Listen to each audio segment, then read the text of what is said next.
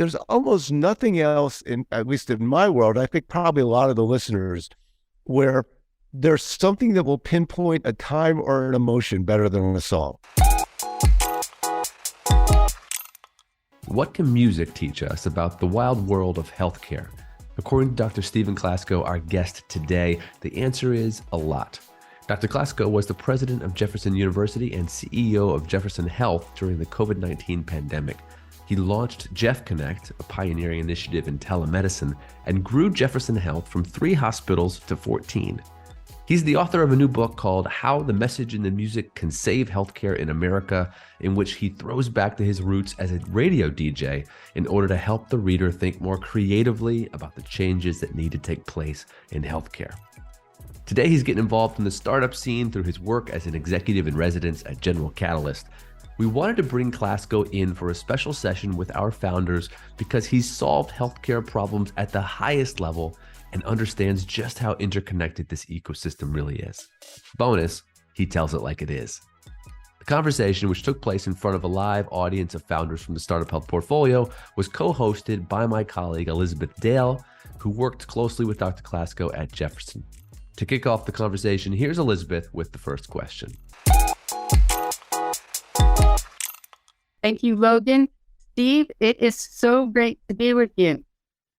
So let's talk about the music theme in your new book and the music in your life. I've always felt that you don't see the world through a certain lens, but you hear the world and you feel the world through music. So tell us about your DJ roots and how did they lead you to a career in medicine? It's actually a really weird story because I started my career as a DJ. I was a broadcast journalism guy, and midnight to 5 on WYSP. I was Little Stevie Kent. Kent is my middle name. And I won't go through the whole reason I got fired, but let's just say I got fired. And my minor was chemistry. So I went back to Lehigh University where I went to school. And they said, well, Steve, in a weird way, you could apply to medical school because, you've done really well in your science things if you took the MCATs. And I said, well, why would I want to do that? Why would I want to be a doctor? They said, well, because you're not going to be a DJ. I said, good point. So long story short, I took the MCATs and I was a little bit of a rebel in my first interview at Temple when I got a special delivery rejection. But my second interview at Hahnemann, which is now Drexel, which I later became the dean of, they saw that I was Little Stevie Kent, and it was an obstetrician. Think about this, obstetricians like I am, coming a lot from midnight to 5, and he saw he said, you're Little Stevie? I've almost missed some deliveries listening to your stories.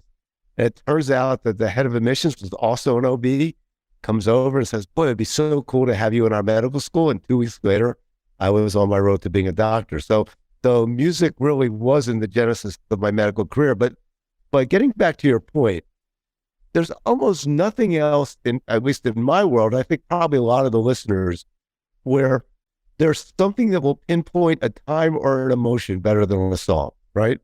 I mean, we always, what's the song for our wedding or what's the song when we have a kid? So for me, I started to use music as a way of radically communicating with our 35,000 employees, as you know, Elizabeth. And, every Friday I would send out a playlist to our 35,000 employees. And it really helped us during things like the trifecta of COVID and the George Floyd protests and the financial difficulties. I remember with the George Floyd protests, I would put out some songs like Voice of Colors, Curtis Mayfield, and I would get employees writing back, well, what about Gil Scott-Heron and what about this?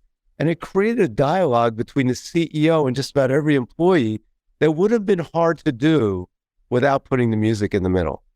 Thank you, Steve. Thanks. Quick follow-up question. How do you keep that sort of inspirational communication from becoming trite?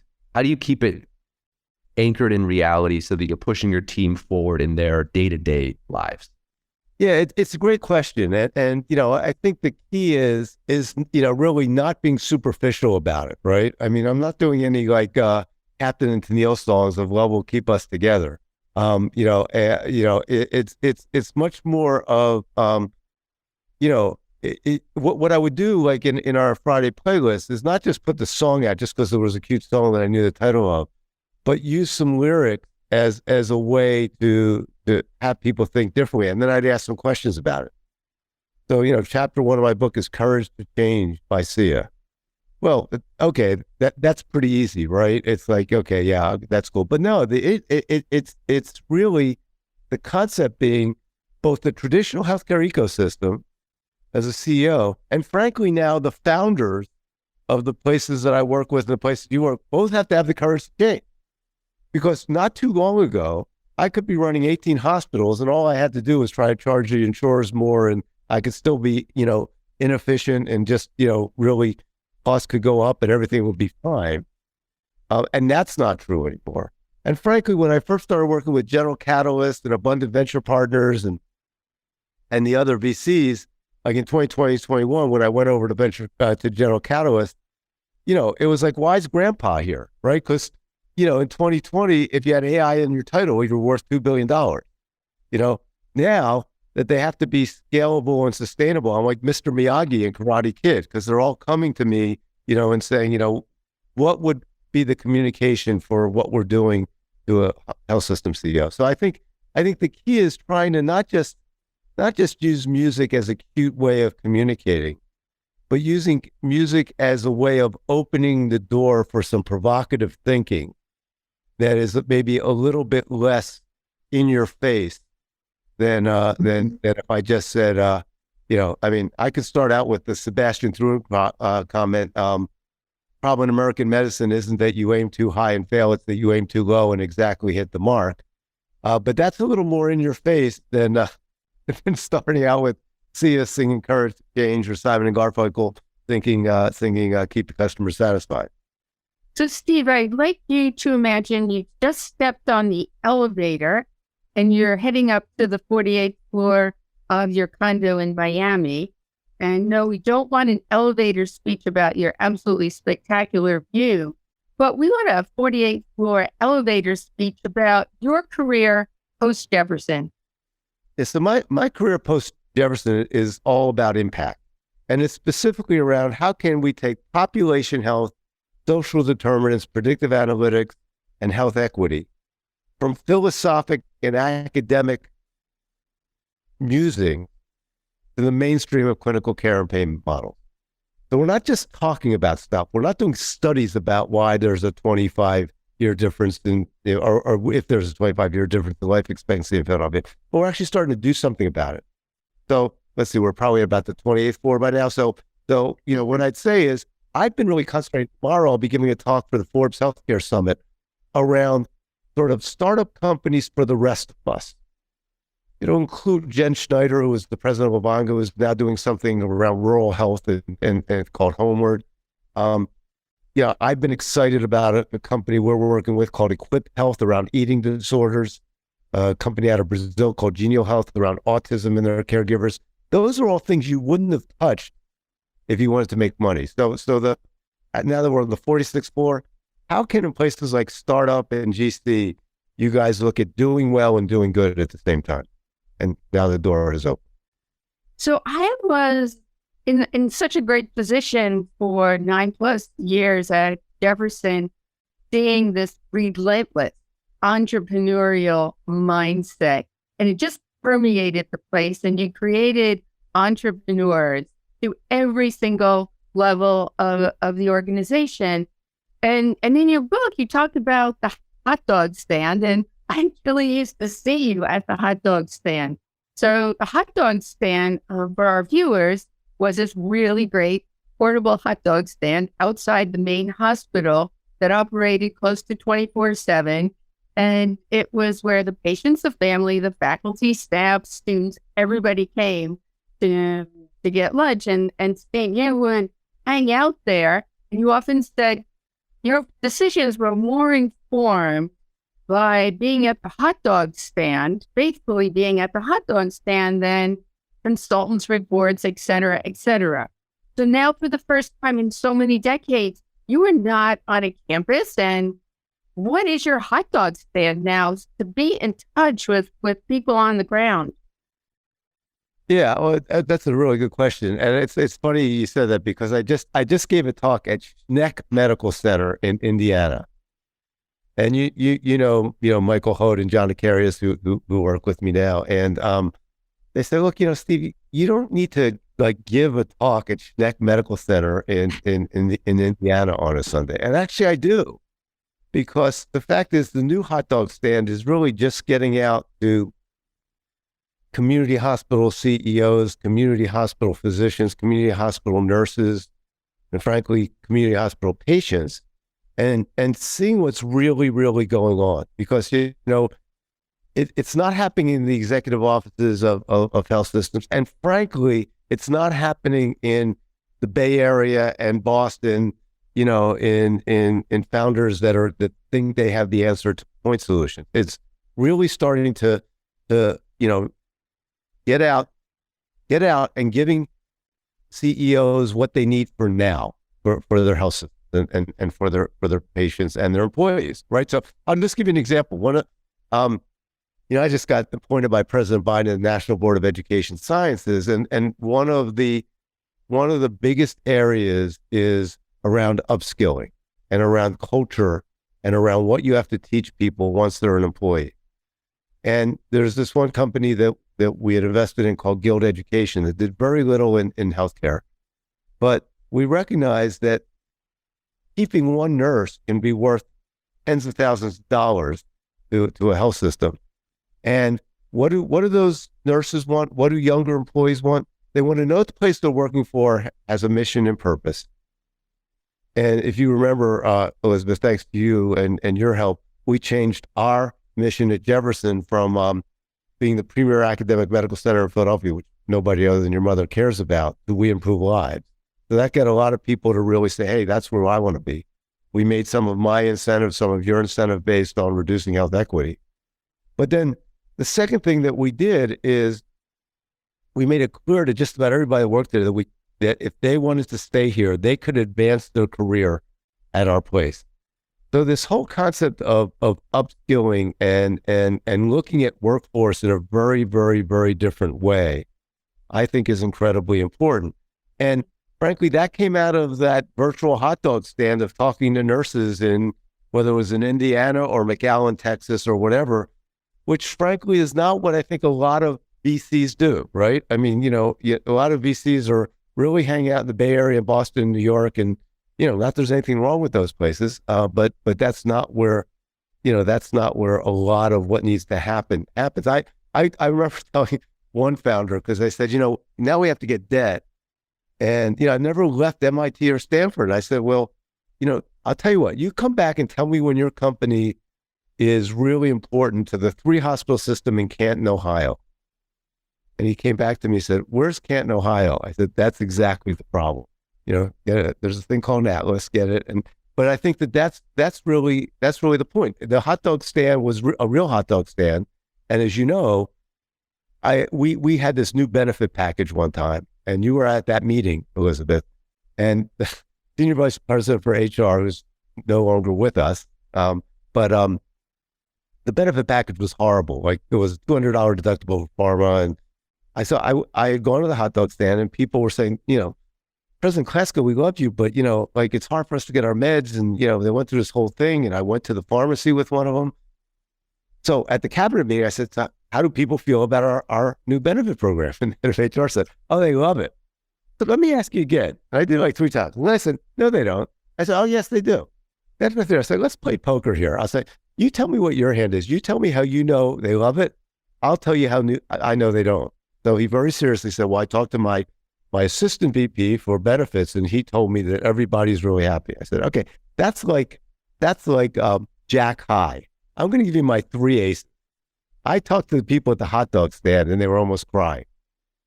So you're going to change that by next week. Well, that's impossible. Well, it wasn't when we changed it. And we also changed the head of HR. But I think that's a real fallacy in both of our worlds. The bigger you get as a health system, the harder it is to do that. And the more people tell you how great your technology is on the founder side, sometimes you lose the fact of what it's actually doing for real people or real health systems. That's good stuff. I want to shift gears slightly and get tactical about how startups can partner with large health systems, large university hospitals. Remind us kind of what your system was comprised of at the end of your tenure. Yeah, so we did 7 mergers. We went from a 2-hospital, 1-campus university with 3 boards to an 18-hospital, 2-campus university, merging a design university and a health science university with a Medicaid and Medicare insurance group called Health Partners with 1 board, about a $9.5 billion entity. But the other part of it, beyond the vertical piece, was we divided our world into the old math and the new math. And it came from my time at Apple, where the year 2000, and it's hard for younger folks in this conversation to remember this, but it was that Apple stock was 15 about 8,700 splits ago. And no, I did not keep my options.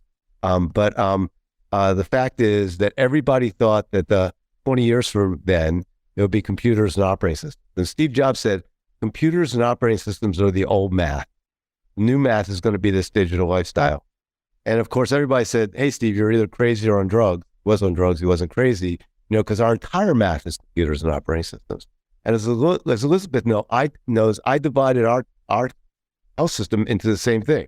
The old math is inpatient revenue, outpatient revenue, in-person tuition, and NIH funding. The new math is strategic partnerships and radical collaboration with digital health ventures and others around innovation. And I got the same reaction. So I think that you could access us one of 2 ways as a founder when I left.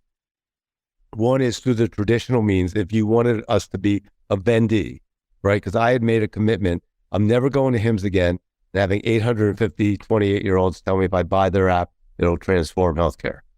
So literally, you could get through that system and then you were in line with everybody else. Or if you wanted to radically collaborate with us and have us co-develop something with you, where we would invest in you and we would potentially gain some equity, that would come in through the innovation people like Elizabeth, and the guy named Larry Merlis, who led our innovation pillar, and others. And that would get directly to me. And if you ever lied about it and said, oh yeah, we want to radically collaborate and do it, and you're really just selling me something, then you weren't going to be at Jefferson. So that became a really interesting way of making it clear to folks. Any more specific sort of tactical advice that you're finding yourself giving to the folks that you're mentoring now? Yeah. So first of all, almost be a private investigator for who you're talking to. Because, if you have one deck, and you're going to talk to Jefferson and Beck Medical Center and, Intermountain and HCA, you're doomed, right?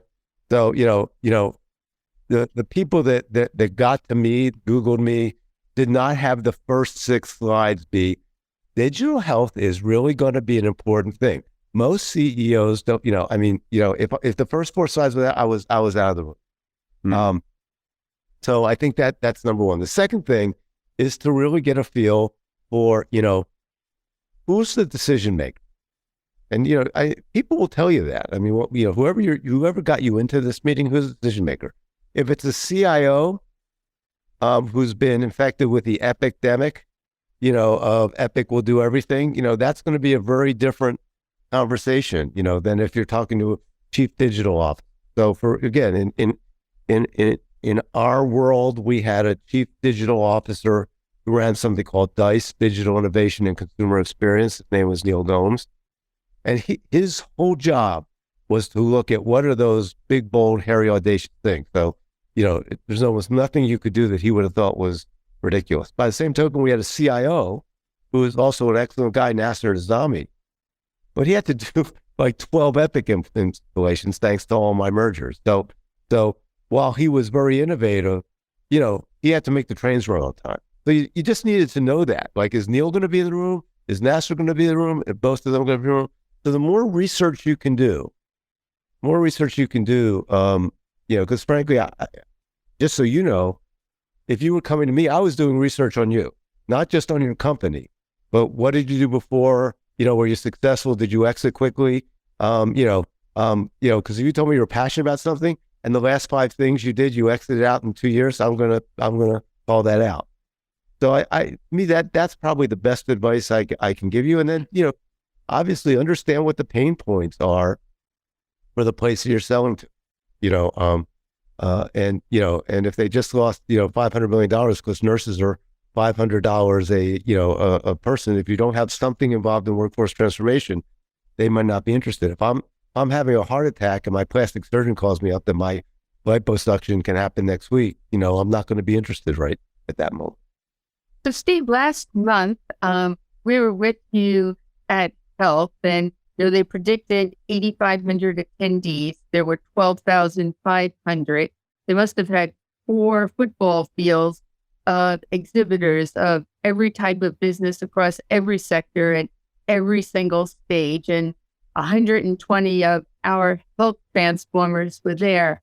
So when you look at this mass of digital health humanity, what are the most impactful areas in innovation in the health system space, and how is this all going to sort out in the next 5 years? Thinking about, you're talking now to our health transformers. Well, look, I think what I would say to all you folks is take advantage of this sort of downturn in the bubble of valuations and look at who you have to get together with to really have no competitors. So I'll give you a real live example. In my general catalyst world, I've been looking at the readmission space. Send somebody home. What if you go to a health system and say from 0 to 90 days, they won't come back? Well, we looked at 8-point solutions. I'm sure some of the people I'm talking to are some of them. But the 8-point solutions aren't gonna, that's not what you want. What if those 8 got together? They don't even have to merge. But what if they got together and had a readmission sort of answer? So for example, if I send somebody home with congestive heart failure on a low salt diet and they're a single mom of 3, I don't need a coaching thing. I don't need a hospital at home. I probably need food as health for 90 days because they're going to order Domino's pizzas for sure that for 3 times that first week. Okay, so that's that. Then I might need a coaching group to see what else there is. And then, by the way, if they need IV antibiotics, I'll need a hospital at home piece. But I don't want to have 8 different apps for that. So I think what you're going to see in this next iteration is folks getting together and creating full line dashboard that I'm an advisor to AI Doc, which is really two of my worlds, because it came out of Sheba Medical Center, where I'm the North American ambassador and general catalyst of Best AI Doc. It's been one of the most successful companies to come out of Israel. It's a radiology AI company. So they can continue along there and just literally be the place the radiologist trusts. Or we can start to think about how do we use our AI technology to go horizontally. Because as long as you're within radiology, there's going to be competitors. If you start to go horizontally, and I think that's the lesson of Livongo, right? I mean, Livongo in a different time got sold for $18.4 billion to a company that is now combined worth about $3 billion. Okay, so the issue is being a point solution for diabetes is not enough. So, my advice to founders, and I think one of the things that'll be really exciting, and I'm actually part of this movement, I think we're going to start to see innovation GPOs, because what's not fair to the folks that are listening to this, that you have to knock on every depressed hospital CEO's door. That's since Fuller brush salesman back in the 50s, nobody's had a more inefficient way of doing things. And, I'm old enough to remember when GPOs started, because I could buy a laser for $1 million at Jefferson, and they could buy it for $500,000, and we all banded together and, said, let's create the Vizians of the world and the BHAs of the world, the premiers of the world. I think what's going to happen is you're going to start to see strategic partnership and innovation GPOs. And not only do I think that, I know that because I'm part of helping to develop them. And you heard that Catalyst just created a strategic partnership with 15 different health entities ranging from HCO to WellSpan. That was announced at HLTH. At A16Z just announced a strategic partnership with Bassett. But I think you're going to start to see literally large amounts of systems as GPOs saying, here's a problem I have. Let's take data. I want trustworthy, actionable data. They'll start to, this innovation GPO, just like they do for medical devices, will start to say, okay, well, here's a couple opportunities for you, and we will ferret it out, and we'll see if they're trustworthy, and then we'll present them to you, and then maybe there's an opportunity for you to work with them around equity and co-development in a true, strategic partnership model. So to me, that'll be one of the, I think, the big advances that'll make things easier. It also ferret out, you mentioned those 900 exhibits that were at HLTH that were spending $1 million in dinners and banners, of which, 70% might not be around. So if you have that innovation GPO, well, let's take hospital and home, right? There's about 10 different companies. We need to get it down to about 3. And, if you had an innovation GPO, they would have ferreted out some of the companies that weren't going to make it, or at least, some of those early companies would have had to sell out to some of the larger ones. And then you could start that process. And then maybe Premier goes with Medically Home and Vizient goes with, with Maribel or something like that. But the health systems are part of it. The interesting thing about GPOs is they're health system owned. One of the companies that I'm on the board of, called Avia, is in essence health system owned. It's 62 health systems that use Avia to help them get from here to there in the virtual world and in the new innovation world. So I think that's where we need to get to. And what it means for founders is you can't just be a one-point solution. And what it means for us is that we have to figure out an easier way for you to gain access into the traditional healthcare ecosystem than just going through one hospital at a time. Dr. Klasko, quick follow-up, just to kind of peel back this idea a little bit. I think the folks on the call will understand the need for integrated solutions over point solutions. You mentioned that it doesn't have to involve massive acquisitions, that these can be collaborations that are maybe a little looser, a little less formal than a full sort of roll-up acquisition situation. So then in that case, the devil's in the details in terms of how do you sort of get into that positioning. So what's your advice to founders if they're thinking about, okay, tactically, how do I set myself up to be in that kind of a collaborative environment? Yeah. So I think what I'd say is, I think you always have to look in the mirror and say, what am I? So first of all, get some advice, and most of you have advisory boards, but it's something that I do. Get some advice and say, look, what's the most realistic thing that's going to happen to this company? Is this really going to be a company that on its own can solve a major problem in healthcare and will have the runway to go the 5 or 6 years, especially nowadays, that it will take? Or are we going to, is our best move as an Intel Inside company and because who you're selling to becomes pretty different. If you're an Intel Inside company, you might be selling to some other startup entities that are further along, right? So I was an advisor for Cedar, which is the digital payment billing company, one of their first advisors. And then I got on the board. I was asked to be on the board of UDA, and I went to Florianado at Cedar. They were sort of Venn diagram competitive, and so I got off this advisory board of Cedar and went on the board of UDA. Best way to look at Cedar is they were doing digital payment building mostly for health system providers. UDA was doing it for the insurers. UDA was starting a company or subsidiary to go and compete with Cedar on the health system side, and Cedar was starting a subsidiary to go and compete with UDA on the insurance side. At some point, they realized that a lot of their clients were saying, hey, Judy Faulkner is saying Epic's just going to do it. Now, whether or not that would ever happen, they recognized that their best path was actually getting together. But, so that's one model. And they did that. And, in essence, Cedar acquired UDA, et cetera. But the other model is to start to think, say, is my point solution. I can sell that as a point solution, but if there's a medically home, let's say, so there's a company that out of Israel that's done a really good job of connecting people that are leaving the hospital, health systems with long-term facilities and that kind of thing. It's a huge problem for health systems, right? It could take 3 days to get somebody out of your hospital to a skilled nursing facility long-term. Well, I connected them with a readmission company, which had nothing to do with them. But they actually started a collaboration where they start to sell together.